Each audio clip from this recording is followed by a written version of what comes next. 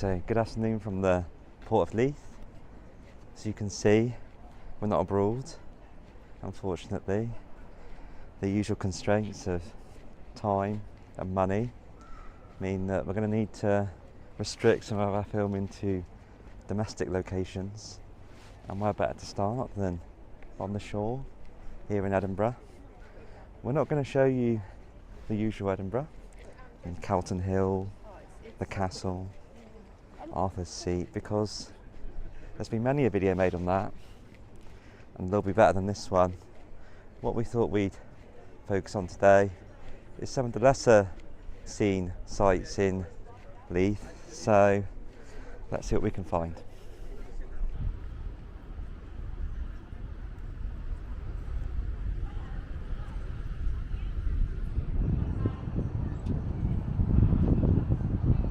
Okay, so for centuries, Leith was one of the principal seaports on the east coast of Scotland, and it was very much at the centre of world trade. So this is a memorial dedicated to the merchant navy who ran that trade network. So starting from the bottom, you can see here images of the seamen themselves, some of the people who helped the seamen on the ship. We've got here like Kirk and his dog. If we look at the panel above, the people who worked in the Navy, we've got images of famous ports in world trade. So this is New York, this is a passenger liner here. What we got here, camels and the palm trees. This must be the Suez Canal. We move up to the middle panel of this monument. We've got some of the dangers of sea. So I think this is meant to represent convoys which left Leith, went across the Atlantic in the Second World War, protecting merchant navy from German U-boats. That there is a ship on the rocks, isn't it? An iceberg, no, a lighthouse. And right at the top of the monument, you've just got some boats from different eras in merchant navy history. So those are steamships from the 19th century, aren't they? And to finish off, the original boat from the kind of modern merchant navy, the bark from the 18th century. So a lot packed into this obelisk on the port of Leith. So I love a good bench, and this is obviously another tribute to Leith's nautical heritage, but we're not here for the bench. If we turn behind us, we've got here this rather odd looking gun with what is a harpoon at the end of it.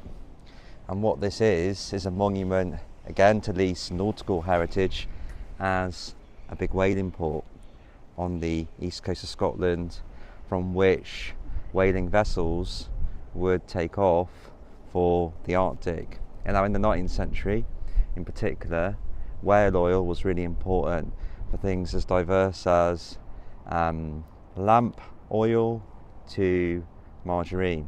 So it was big business along here the east coast of Scotland, also in Dundee.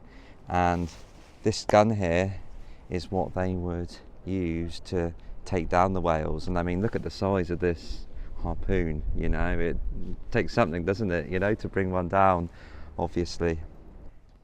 So this likely would have been one of the old customs houses where goods would have been taken back in the day. You can see behind us, I mean, these are all kind of flats around here now, but that is like the gate into Leith itself. So you would need to clear your goods through customs there before you brought your stuff into Scotland itself. But if we turn around, I mean, there's not really much happening here these days, is there? Bar the occasional boat that comes in for a bit of maintenance. There's just actually a boat here on the left that's been moored there for a long time. I think that's a hotel now. So what was one of the biggest ports within the biggest trading nation in the world in the 19th century, Great Britain, is now very much dormant.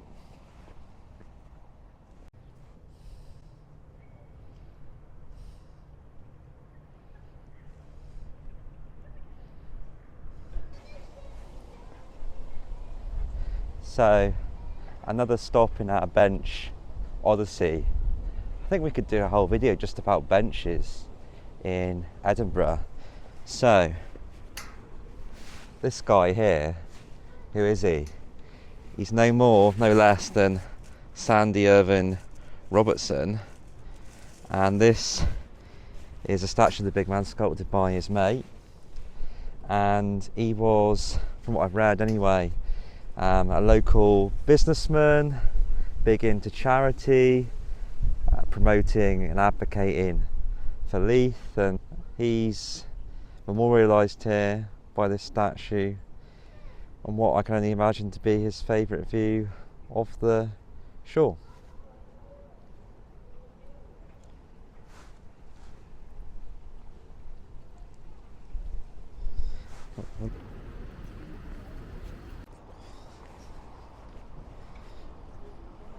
So you walk by these things every day without really noticing them, but this is a ship here, just above street view, and it's meant to represent the landing of George IV in Edinburgh in 1822, and the spot itself is actually called King's Landing. This is the exact spot where George IV landed. Offered diem. What a happy day.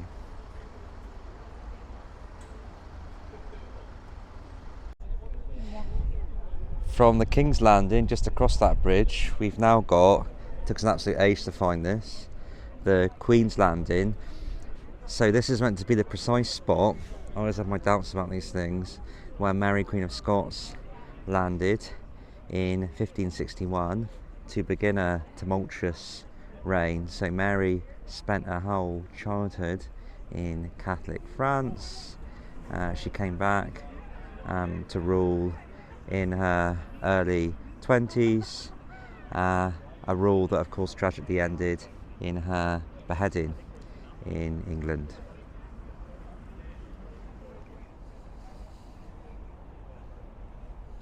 So this was the principal customs house back when Leith was a port, and in what's a sign of the times, it's now the home of the best, in my view, hipster cafe in Leith. So we're going to go there and have ourselves a flat white.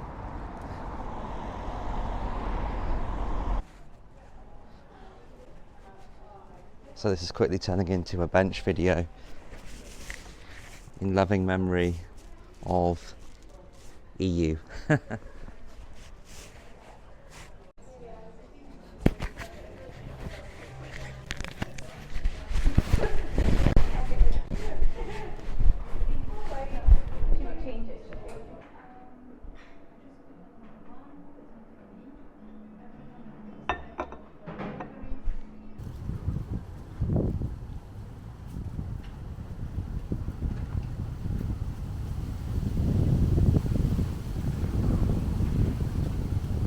So another building that shows changing times in the port of Leith. So this rather grandiose church was built by one of Scotland's leading church architects in the 19th century. But I'm not here to talk about the church. If you can see that orange flag outside of it, it's actually not a church anymore at all. It is Scotland's, or one of Scotland's leading Gurdwaras, so a Sikh temple, and you'll often see weddings, community gatherings at this venue, sometimes even some bagpiping as well. So again, shows the change from Scotland of being a, well, not predominantly, almost wholly Christian country to the multicultural land that we live in today. So, token statue of Robert Burns in Scotland, you're never far from one. We're on Constitution Street, grandiose old street, where all of the big business from the port would be transacted. You've got the Exchange building there. To the left of us, you've got the Corn Exchange building as well. But that pretty much ends our tour of the Port of Leith. But it's not just a port with a pretty face. We're now going somewhere a bit different. So let's head there.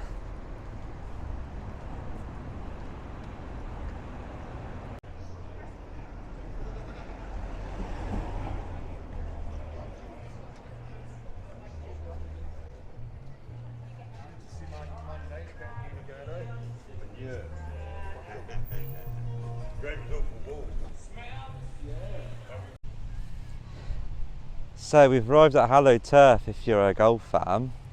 So we're on Leith links, and this is, even though it doesn't look it, the home of golf.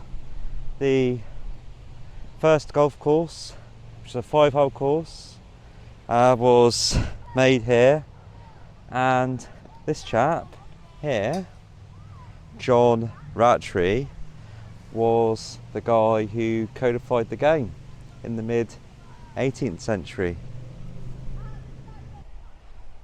Yeah, I'm liking the curlers here. This is a very fetching look.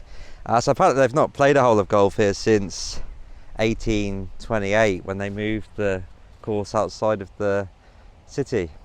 But this is the undisputed home of golf, so St Andrews move over. And we've got the original rules of golf here. There's 13 of them apparently. I definitely recognise rule number 12. He whose ball lies farthest from the hole is obliged to play first.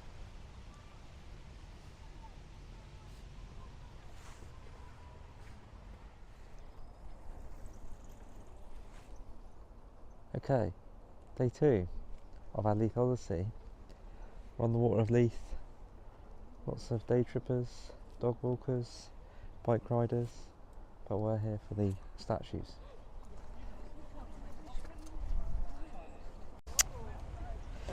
The rain is raining all around. It falls on field and tree. It falls on the umbrella here and on the ships at sea. Apparently that's a small poem by Robert Louis Stevenson.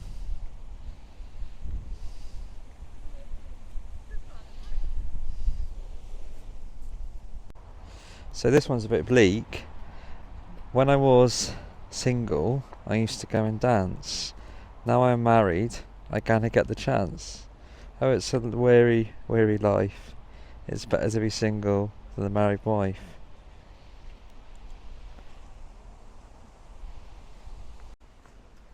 So you see this graffiti over Leith quite a lot, along with the Baghdad Boner Boys gang graffiti, which I'm sure we'll see some of later.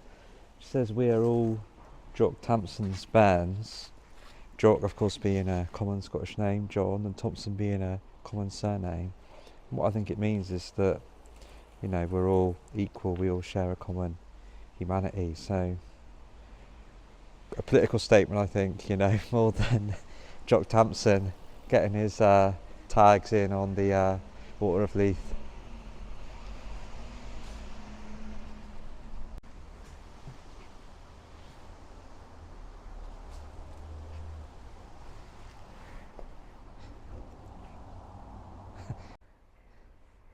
Right, so no sooner had I mentioned them that we've run into the Baghdad Boner Boys, which appears to be the local gang here in Leith.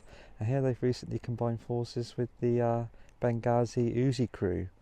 I'm not quite sure what the link is between the Middle East and these local gangs. But yeah, these tags are pretty ubiquitous.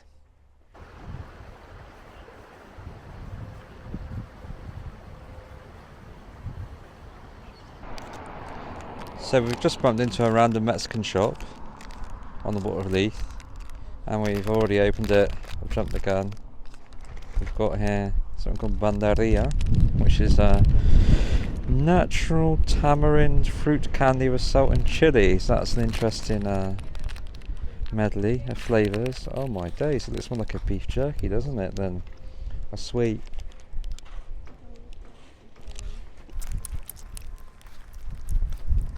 There's a lot going on there, isn't there? I'm not sure if it's for me. I mean, look at the amount of chili powder on that. Christ alive. Oh.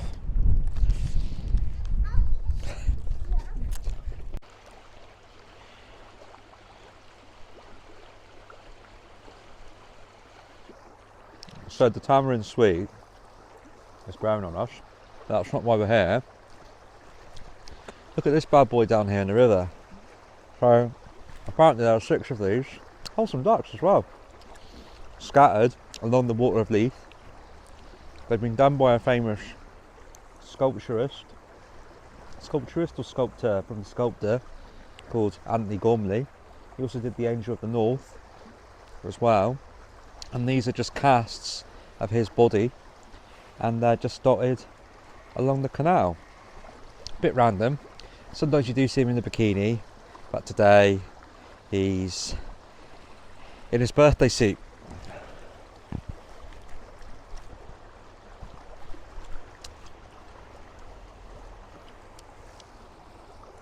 So this is the Reverend Andrew Bell, and he's built a school in 1839. Very benevolent thing to do for the community of Leith. But he's not missed the opportunity to also carve a massive statue of himself overlooking the school, and it still stands here today in 2023, so almost 200 years on. So the cool thing about this is it's not these weedy bins, it's the fact this is still a school today. There's a primary school there just over the other side of that gate.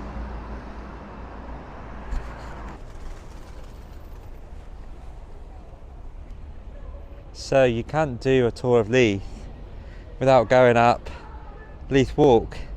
But before our ascent, I've got here a standard issue Queen Victoria statue. What I think is pretty cool about it, it's not Vicky herself, but look at this little plaque down here. Did you know, because certainly I didn't, that Queen Victoria visited Leith in 1842 on September 3rd, all dates. So I imagine this is Victoria herself, surrounded by men in top hats and the local noble folk.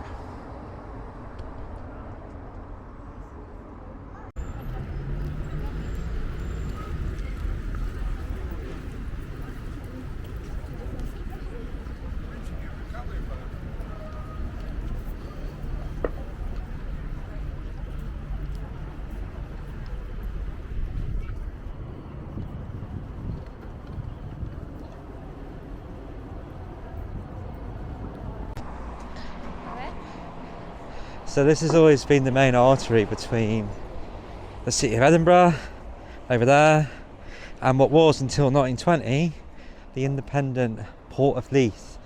This road has existed in some shape or fashion since the 15th century. However, the Leith Walk that we know today, I think emerged in the kind of 17th century. It's called a walk because people used to walk it. Nothing more, nothing less in terms of a reason for that. As you can see these days, there's not just people, well, I mean, there are people walking it, but you've got people biking it, you've got a tram there, trams have been coming down since about the middle of this year, you've got cars going up it, so it's not just people anymore, it's all types of transport, shepherding people from Leith, one of the most densely populated parts of Edinburgh, to the city centre.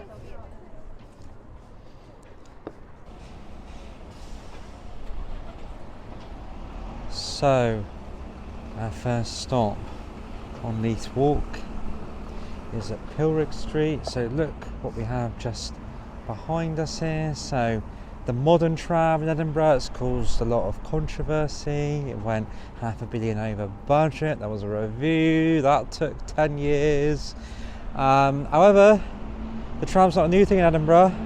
And this is actually something that they dug up when they were putting the new tram lines down. These are some old wheels from an engine house from the Victorian era. They actually had a tram down in Leith all the way through the latter half of the 19th century. And so they decided when they dug these up to install them in this place here, which actually marked the boundary between the Edinburgh tram and the Leith tram.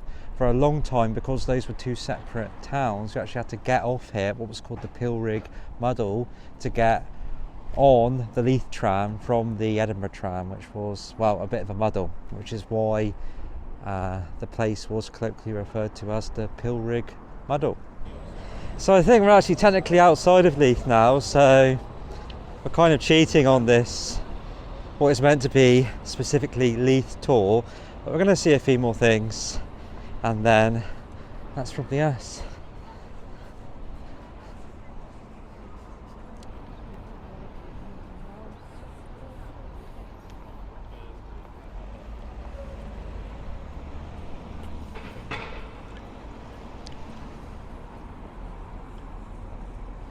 So we've reached the top of our ascent of Leith Walk. We're now on M Row, and we've got a relative smorgasbord of sculptures just behind us. The first one is, if you turn the camera around the Rainer, an old clock. That was originally on Waverley Bridge, that was moved to London Road just behind us, and they ripped everything up to put the trams in, and now they put it back just recently. And behind the clock we've got here the famous Leith pigeon statues that were other sacrificial victims of the Edinburgh tram. So you've not just got this little boy here, but also 1, 2, 3, 4, 5, 6, 7 pigeons all in different poses behind him. They look quite chubby.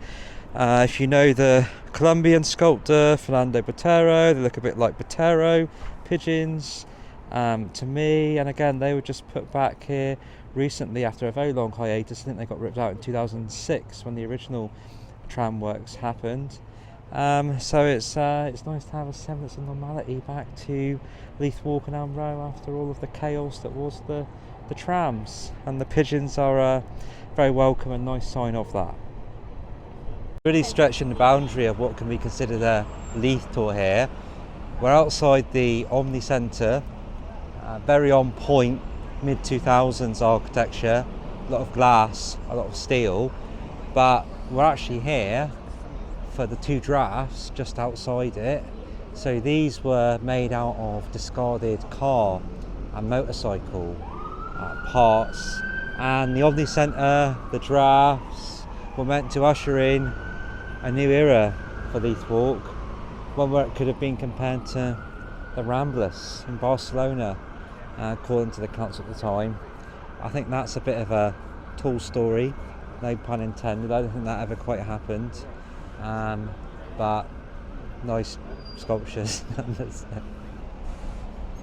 So you can see here that this is an old gas tank. It says gasoline on here, but my favourite part of the statue is the little giraffe Willy.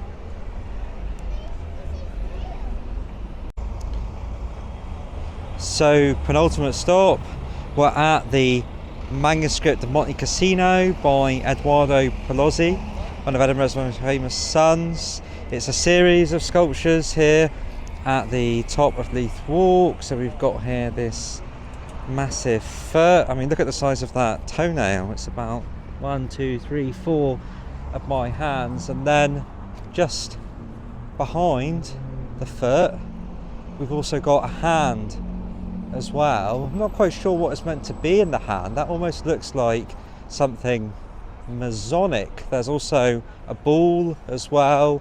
I did a bit of reading before, and apparently this sculpture is meant to represent the destruction of war, but it's all a bit abstract to me.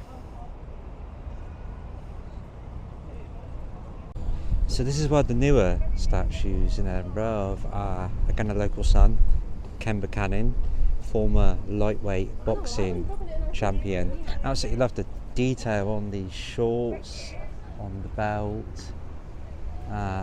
Yeah, it's pretty cool.